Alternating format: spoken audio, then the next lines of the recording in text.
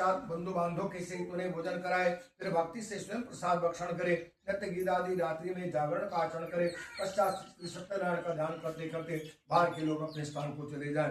इस प्रकार व्रत का आचरण करने से निश्चय ही मनुष्य की इच्छा पूर्ण हो जाती है। विशेषकर कलयुग में भूमि के ऊपर एक यही लघु उपाय है। तस् विष्णु प्राण देवाखंडे सत्यनारायण व्रत कथा प्रथमोध्याय श्री भगवती विष्णु सत्यनारायण भगवान की जय। कृष्णाय गोविंदाय हरे परमात्मने नमः। प्रणत कलेश नाशाय योगिनां पते नमः। भगवती नारायण नमः।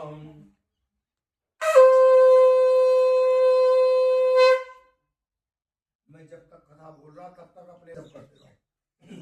द्वितीय अध्याय श्रुतो वाचा सुदृश्य कह रहे निश्चो। अब मैं आगे की कथा कह रहा हूँ। सुंदर काशीपुर में एक बहुत गरीब ब्राह्मण रहा करता था। भूख और प्यास से व्याकुल होकर के रोज इस पृथ्वी पर घुमा करता था। तो ब्राह्मण से प्रेम करने वाले भगवान ने जब ब्राह्मण को इस प्रकार से दुखी देखा तो बूढ़े ब्राह्मण का रूप धारण करके इसके पास आकर के बड़े आदर के साथ पूछा, ये ब्राह्मण नित्य दुखी होकर के तुम इस पृथ्वी पर क्यों घूमते हो? श्रेष्ठ ब्राह्मण मुझसे कहो, मैं सुनना चाहता हूँ। ब्राह्मण बोला, मैं बहुत ही निर्धन ब्राह्मण हूँ और भिक्षा मांगने के लिए इस पृथ्वी पर घूमता हूँ। भगवान मैं भिक्षा न मांगू, यदि आप ऐसा कोई उपाय जानते हो तो कृपा करके मुझसे कहिए। तो वृद्ध ब्राह्मण रूपी भगवान बोले, हे ब्राह्मण, तुम भगवान सत्यनारायण के उत्तम व्रत को करो, जिसको करने से मनुष्य सब दुखों से मुक्त हो जाता है। ब्राह्मण को व्रत का सारा विधान बता करके बूढ़े ब्राह्मण का रूप धारण करने वाले सत्यनारायण भगवान यही अंतर ध्यान होंगे। इस व्रत को इस व्रत ब्राह्मण ने मुझे बताया, इसको मैं अवश्य ही करूंगा। ऐसा निश्चय करके ब्राह्मण को रात्रि को ठीक प्रकार से नींद भी प्राप्त नहीं हुई। सवेरे उठ करके सत्यनारायण व्रत का अपने मन में निश्चय करके ब्राह्मण भिक्षा मांगने के लिए चला। इस दिन इसको भिक्षा में बहुत सा धन मिला। इसी धन के द्वारा इसने अपने बंधु भाइयों को बुला करके विधि पूर्वक सत्यनारायण भगवान के व्रत को किया। इस व्रत को करने से ब्राह्मण सब दुखों से छोड़कर अनेक प्रकार की संपत्तियों से युक्त हो गया। फिर तो हर महीने इस सत्यनारायण भगवान के व्रत को करने लगा। इस तरह से इस व्रत को करके ब्राह्मण सब पापों से छोड़ करके अंत में दुर्लभ मोक्ष को प्राप्त हुआ।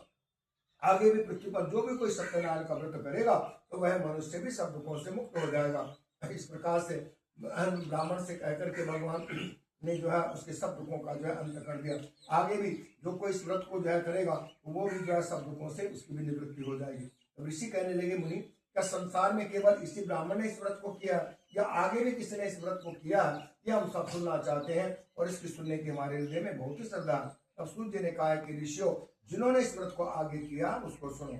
एक समय ये ब्राह्मण अपने बंधु भाइयों के साथ इस व्रत को कर रहा था। उसी समय पर वहां एक लकड़ी बेचने वाला बाहर लकड़ियों को रख करके इस ब्राह्मण के पास आकर के हाथ जोड़ करके कहने लगा कि हे ब्राह्मण श्रेष्ठ, इतनी श्रद्धा और भक्ति के साथ में आप ये क्या कर रहे हो और इसके करने से क्या फल मिलता है, मुझसे कहो।